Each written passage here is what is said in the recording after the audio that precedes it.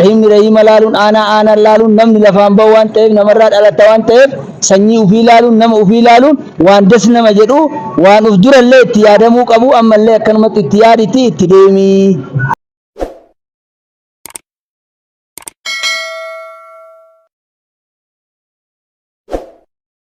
Ana jaju arboye keessa jirra biyya Umar barateeti waan hunda keessa jijjiiramni jirus maalidha ka jedhu agate anumoon sarraa ka'e nufi kunno biyya sana shawa akkuma beekamu naannoo baazawee biyya Jawaar Mohammaditti argamna kun immoo aanaa jaju keessatti aanaa jaju arboye jedhamtutti magaalaa arboye jedhamtutti argamna. Magaalaan isaa maal akka taate maal keessa akka jirtu isin daawwachiifna. Kun iddoo Umar ittiin baratee itti guddatee biyya abbaa Umariiti. Asitti gaa seenaa guddaa qaba. Kabajamtoota jaalatamtoota maal jiru kunoo magaalaa Arbooyyee keessa waggaa 110 umrii qaba. Finfinnee dura uumamte hundi hedduun na beekaa. Asitti waan baay'ee magaalaa bareedaadha.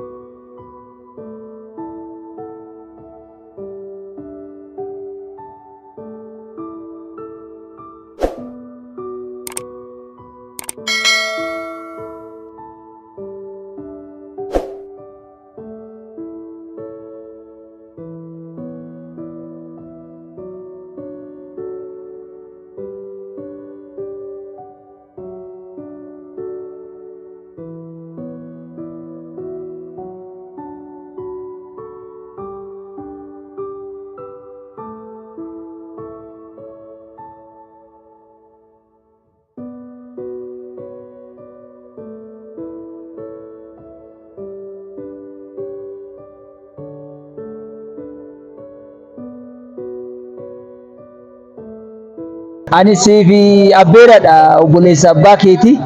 Siif abbeeraa ta'a.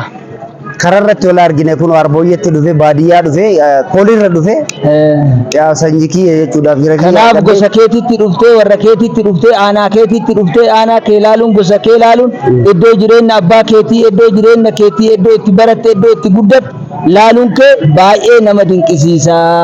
Baay'ee dinqisiifannaa nullee dasnu jedha. Rahimni rahima laaluun aanaa laaluun namni lafaan bahu waan ta'eef namarraa dhalata waan ta'eef sanyii ufii laaluun nama ufii laaluun waan des nama jedhu waan uf durallee itti yaadamuu qabu ammallee akkanumatti itti yaaditi itti deemi. Rabbi galmaan si haa ga'u waajaa keellee rabbi si haa fixuu siin jedhu. Amiin amiin amiin amiin amiin guddeenni si haa bahu. Du'aayinan godhaa guddeenni keessaffi haa ta'u hojiin kan keessi haa bahu. Seenaa yemmuu hin beekta.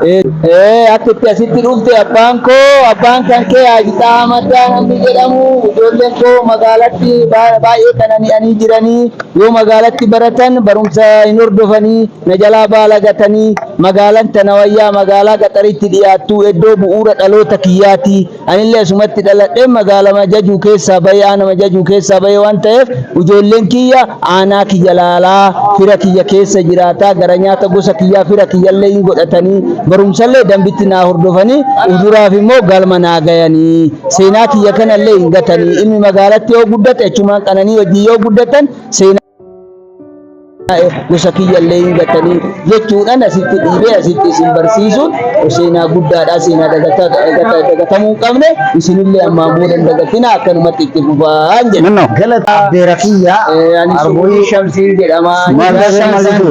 Warraaqi aanaan koo jajuu koo arsii arsallaadha. kunoo dhageettani ani jedhe Abbeera Umarii. abbeeraa kiyya duraanuu asumatti wal argina yoo baradhullee ammas asumatti argadhe galatoo kabajamtootaa fi jaalatamtoota maamtiyu kunoo kan itti baradhe ani jechuudha asiini karaa arbooyyee kan itti baradhe magaalaa inni itti barate Arbooyyee jedhamti. Manni barumsaa ishee akkam jijjiirama qabdi moo hin qabdu kan jedhuuf mee amma wajjin ka daawwannu ta'a isin daawwachiifna. na wajji daawwadhaan mana barumsaa arbooyyee sadarkaa lammaffaa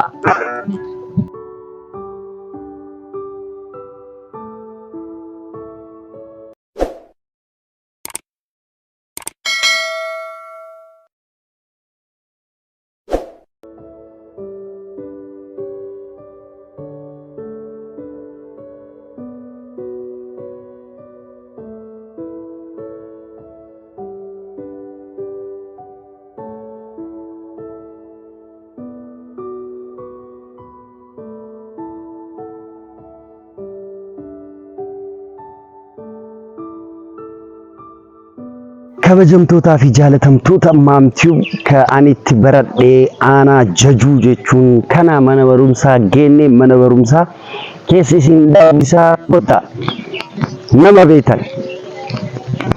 Loofi teacher.